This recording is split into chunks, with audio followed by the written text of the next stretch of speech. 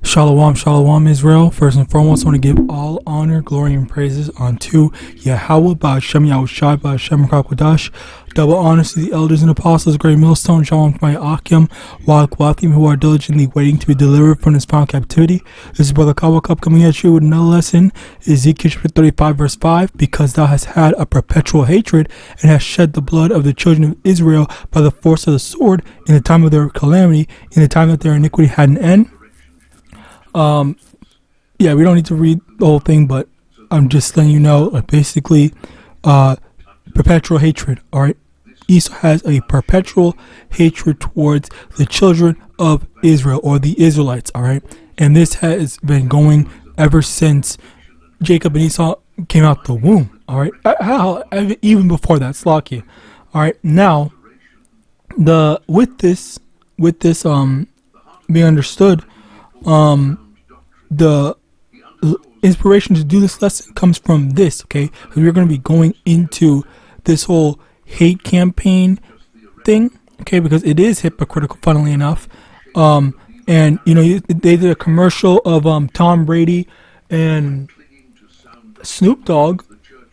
Tom Brady and Snoop Dogg basically saying "I hate you" to one another, or basically representing, you know, the so-called blacks and so-called white people.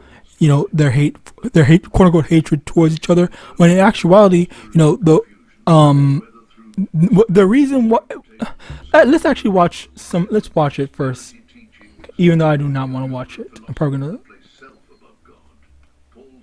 I hate you because we're from different neighborhoods. I hate you because you look different. I hate you because I don't understand you. I hate you because people I know hate you. I hate you because I think you hate me. Because I need someone to blame. Because you talk different. Because you act different. Because you're just different.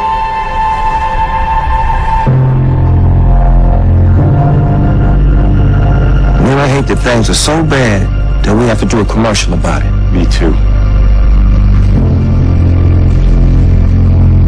Trial actually involved Judge. Oh wow, that is really good. Slakia. I saw this before.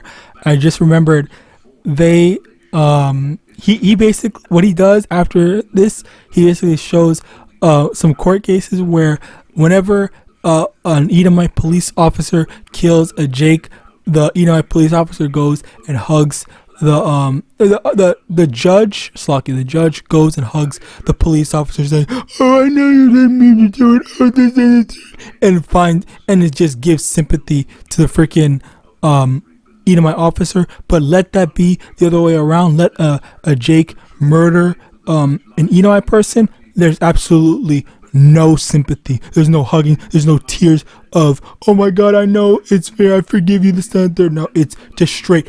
Give him max sentence, whatever. Like it's always this way. All right. And you know, I even remembered there was this one Jake that had his brother got murdered by this Edomite policewoman, and the dude who had his brother murdered, he went and said, "I forgive you, and I want to hug you," and stuff like that. And he went and hugged his brother's murderer. All right, like that. This is like the stupidity of Jake. All right, but Slakia, that's not even the whole. That's not even what I was supposed to be doing. Well, it is a part of it. So yeah, basically, the thing is, they're over here saying the reasons for hate are as stupid as they sound, when in actuality, like whenever Jake hates. Well, I don't even say that, but for us, our reasons for hating Esau are completely sound, and we actually have proper reasons compared to Esau Edom, who his reasons are literally all those that they said. All right, all the reasons that both Snoop Dogg and Tom Brady said. That's Esau's reason for hating us, but for us, our reason is that we are systemically oppressed. Okay, we're being gunned down with no justice and no peace that returns to us. All right, we are constantly being. I already said systemically repressed. Yeah, just all the stuff that's going on that Esau puts on us. All right, we're constantly being kept in in a state of poverty, which still is systemic oppression. So I guess, yeah, systemic oppression in cases like most of the stuff, and on top of that, the unrighteous murders of us. Okay, I guess the two main things. There might be more, but oh yeah, also unrighteously being arrested. All right, incarcerated. All right, or incarcerated more frequently. All right, than anyone else. All right, so-called blacks and Hispanics, by the way. So yeah, which both are Israelites, and this is what is a major thing, and yet they want to say that the reasons for our hate is stupid, or we don't have any reasons to be hating them, when yes, we absolutely do. All right, if any, and that's the thing. Like a lot of us, we actually can point out the reasons why we hate each other. While I will say that not all Jakes are smart enough to actually acknowledge it, or they might just have what's it called? The DC sniper. Have you ever heard of that? About that? As a matter of fact, let's just do a quick Google search. DC sniper. Paul's message to Titus challenges us to embody the gospel in our words and actions. Yeah, it was two people, by the way. In godly lives, we create ripples that extend beyond ourselves, drawing out Yeah, the grace of God. what's it called? As we embrace this call, we reflect Christ more clearly to a world desperately in need of him. Damn. Paul's letter to Titus Okay, so basically what happened was, because I remember watching a documentary about it, and what happened was he was killing a bunch of people. I did hear, now I could be wrong about this, I could be wrong, all right, and if I'm missing a couple of details, then I'm welcome to be corrected, but I did hear that one of the things in the documentary was that he went to so-called white neighborhoods, and then he said he hates these rich white people and their entitlement and stuff like that. So he was targeting. He did target Jake as well, but I think I did hear him say that. But he was kind of like trying to like what's it called?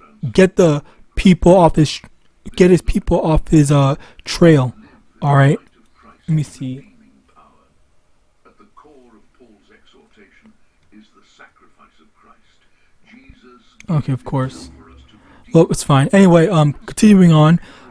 This is the thing. Like oftentimes, our people are always in a worse situation, and sometimes they crash out and they say like everything's just bad. All right, if life would be better if I was white and stuff like that.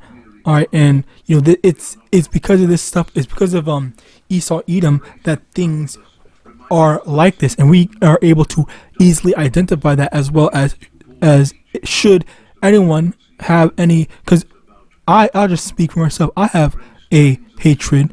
All right, not a hatred where I'm going to go out and hurt anyone. All right, but I just have I guess it's better to just say a disdain for it, just because people associate hate with violence, and I'm not trying to associate that, but basically I have a dislike for certain people, all right, because of the things that they actively do, and I can easily identify those actions, all right, and but the thing about that is, even when Israelites say like, why do you have a problem with X, Y, and Z? Like that answer is not good enough, and they just want to gloss over slavery. Or they want to gloss over slavery and all the actual genuinely good reasons, and say, oh, you should love me, you should just trust me, do this, do that, and there. Well, what has trusting me ever gotten me? Where has that gotten us? Okay, it's gotten us with a knife in our back and the blade getting twisted in. All right, getting backstabbed all the damn time. All right, so Slocky, let me get into these scriptures. All right, Let's get this first. With grace, however, these good works flow naturally as an outpouring of gratitude and joy. The cross becomes not just a symbol of salvation, but a catalyst for holy living. The believers in Crete and all 2 Corinthians chapter 6 verse 14, be ye not unequally yoked together with unbelievers, for what fellowship hath righteousness with unrighteousness, and what communion hath light with darkness? All right, so what does good have with evil? What does light have with darkness? There's no communion there. There's no camaraderie needed to have there, because we just can't get along. All right, as a matter of fact, way to freedom. As Paul's words echo across centuries, they ask a pointed question: how does God's grace motivate you to live differently? What ungodly habits or attitudes need to be surrendered at the cross? What good works are waiting for your eager hands and willing heart? This is the rhythm of grace, redeemed all right. Genesis chapter 25 verse 23, and the children struggled together within her, and she said, if it be so, why am I thus? And she went to inquire of the Lord, and the Lord said unto her, two nations are in thy womb, and two manner of people shall be separated from thy bowels, and the one people shall be stronger than the other, and the elder shall serve the younger. All right, and over here in verse 22 it says the children struggled together, meaning that the children were fighting even in the womb. All right, the Jacob and Esau were fighting each other even in the womb. Like they just cannot get along with each other. But yet people, or I'll say Jake, they think, oh yeah, let's just constantly let or what's it called? What is you're supposed to forgive your brother, this, time, and the third, and just let Esau keep on backstabbing us and treating us like trash, while we give him all the love and he gives us all his hate. All right, how is that fair? How does that make sense? All right, they do nothing for us, and yet you still have Jakes that consider him a brother, but yet like this is the unfairness. All right, whether in serving their communities, reconciling conflicts, or simply showing kindness. where is it? Oh yeah, there's multiple here, so that's why I left this. Isaiah chapter 5 verse 20, woe unto them that call evil good and good evil, that put darkness for light and light for darkness, that put bitter for sweet and sweet for bitter. All right, and again, like they put our justified dislike, disdain, all right, for Esau Edom as something that's bad. All right, and they try to ridicule it. They sort of say it makes no sense that we would hate Esau Edom when there's so many recent examples for it. All right, as a matter of fact, that's another thing, is that they always paint us in the worst possible light when we do something bad. But when they do something bad, or even in the news, if you ever watch the news, when they do something bad, they try to lessen it. They say, "Oh, we just don't understand. He was just driven to it by his bad circumstances. If it's an Edomite, boy, let it be an Israelite." And, oh yes, no wonder. Of course, Jake wanted to be like this and stuff like that. Where is it?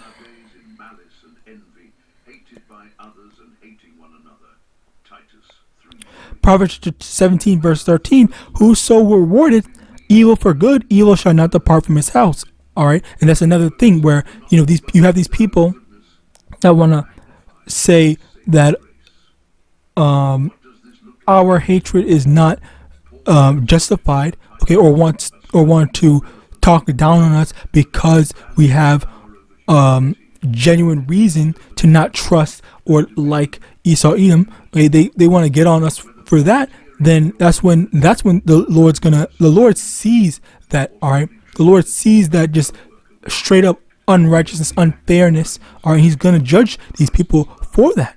That is not right. You can't say to you can't if you have two kids and one kid is constantly bullying the other kid. Are you really gonna let that? You're gonna let that kid bully the other kid, and you're gonna say, "Oh, the kid that's getting bullied, you better always be nice and stock it." That's another thing. All right, that's what they do in schools. In schools, if someone is bothering you, if someone's bullying you, if someone's hurting you, you can't do anything about it. You can't fight back. They always punish the person that fights back more, and this is the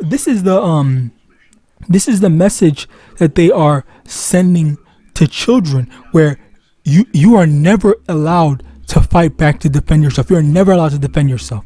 All right, this is genuinely a wicked society.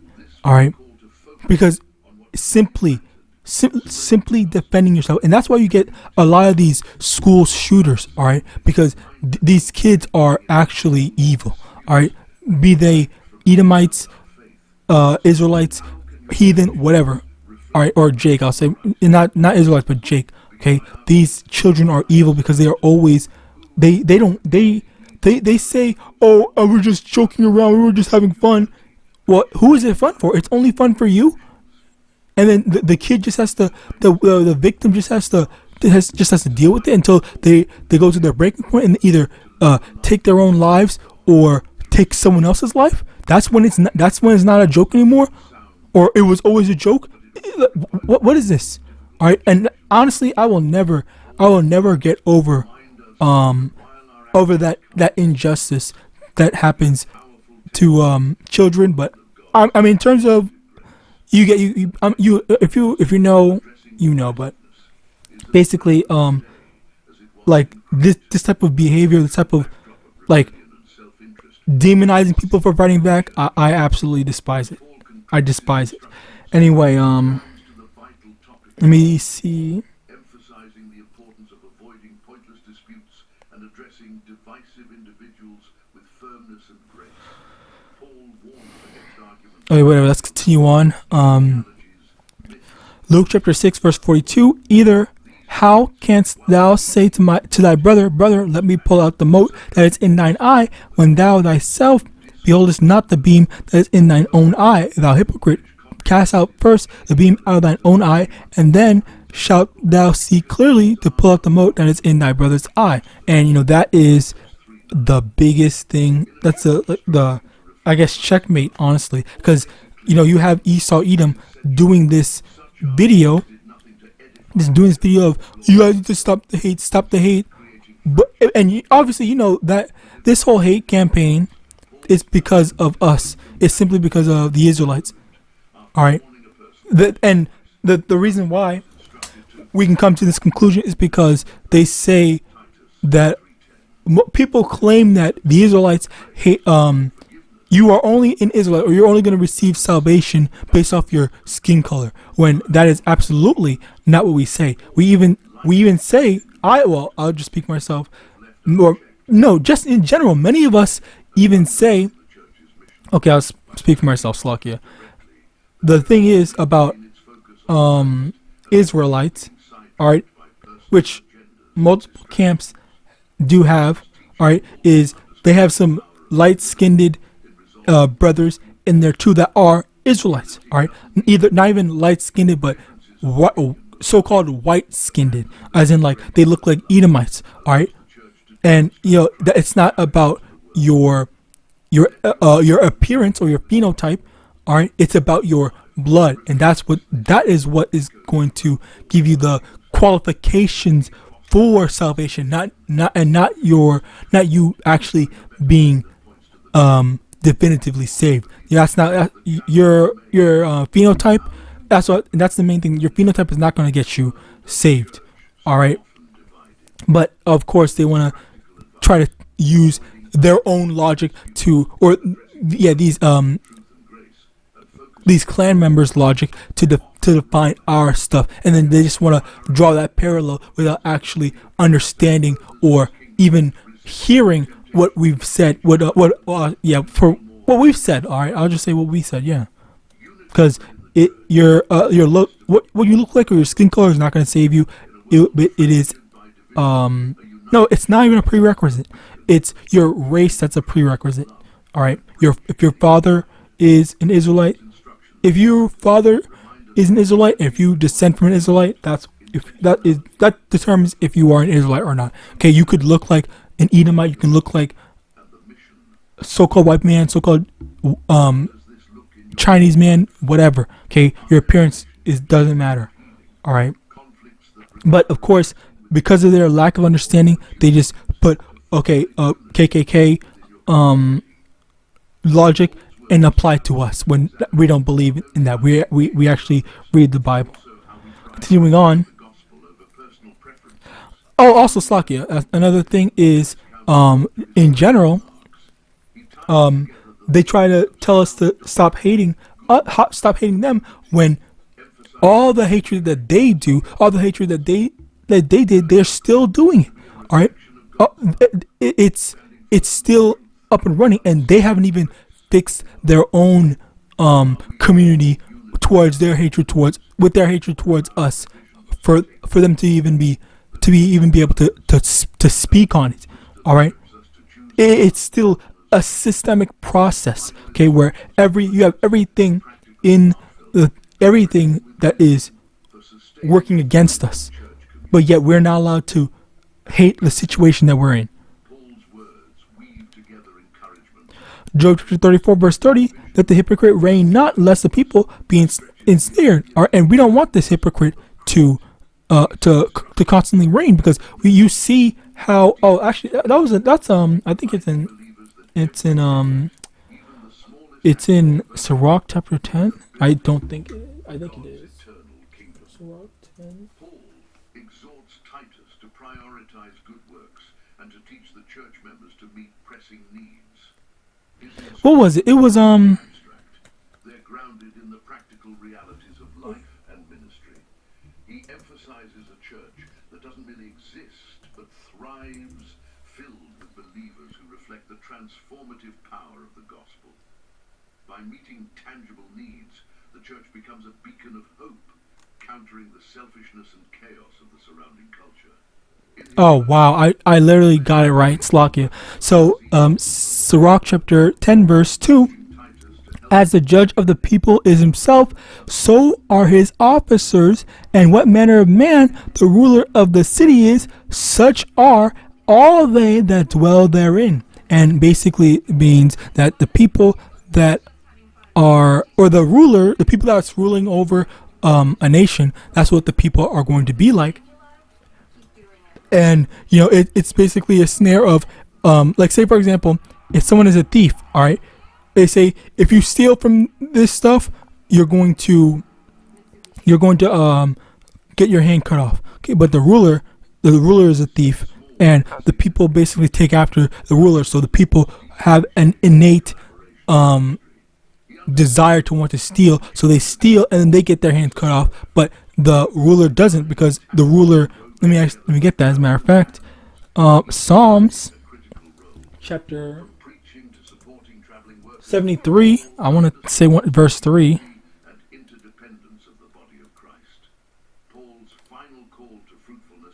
Psalm chapter 73 verse 3. For I was envious at the foolish when I saw the prosperity of the wicked. For there are no bands in their deaths, and their strength is firm. They are not in trouble as other men, neither are they plagued like other men. Okay, so they are not in trouble as other men, as in, like, they're not being held to the same standard or of consequences as other men. They can get away with stuff unlike a majority of the people, and that's the rulers in this society. All right, I guess Babylon more specifically. All right, Babylon, they can get away with one of the biggest things. Okay, fuck. They can get away with murder, and people can't. Okay, you get put to death and all that stuff like that, or they want to pick and choose who they want to have mercy on. All right, people who have like a long laundry list of human trafficking and stuff like that. Like they get off with just 10 years. Like they they get off with just 10 years, like, or 15 years or something like that. All right, they barely have to do any time. Like, it's actually crazy. I think I remember seeing this one documentary where there was this one big sting operation and whatnot, and they had rescued like hundreds of like young girls. All right, and when the dude got what's it called, when the dude got one of the dudes got caught and they were in court and stuff like that, they said the dude only faced what, like 10 years. Like that was it. That was literally it for all those children that he kidnapped and took away from their families and stuff like that. He abused and misused and sends off to whoever he sells them to or whatever. All right, that's all that is worth, to just 10 years for the hundreds of children that he ruined their youths and lives. All right, and it's just like that's just inexcusable. All right. Continuing on. Yeah. Isaiah chapter 5 verse 23 would justify the wicked for reward and take away the righteousness of the righteous from him. Okay, they want to say the wicked, the wicked are doing a good job. They're telling us to stop the hatred, and yet while they say stop the hatred, they still continue to perpetuate the hatred towards us, the systemic oppression, the killings. All right, all this is not getting resolved while they tell us don't hate us. All right, they stab our back, they kill us. All right, they make all these systems and laws. Have you heard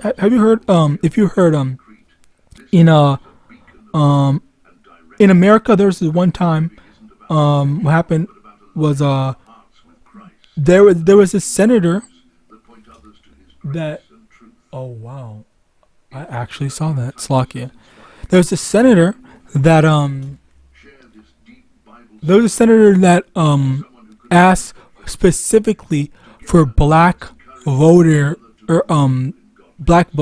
stuff like that, information in terms of like where they vote, when they vote and stuff like that. And he specifically went to try to make a law that invalidates those votes at that time. And that's basically what Esau does. He doesn't make laws that says black votes don't count, but they make votes, they find the things that are predominantly so-called black, and then they go and try to negate and invalidate those things specifically. All right, but yet people say, oh, that's not a race-based thing. They're not doing anything through out of racism, but yes, it is. Even though it doesn't say it, it's hidden. It's hidden through the thing.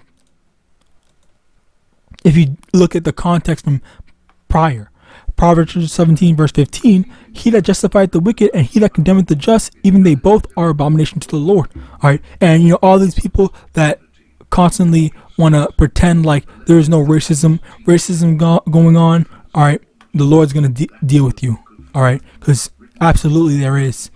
All right, that's Esau's whole MO, be it secretly or openly. So with that, I pray this lesson was edifying. I'm going to give all honor, glory, and praises unto YAHAWAH, YAHAWASHI, double honors to the elders and apostles of Great Millstone, Abad Babal, and Shalom.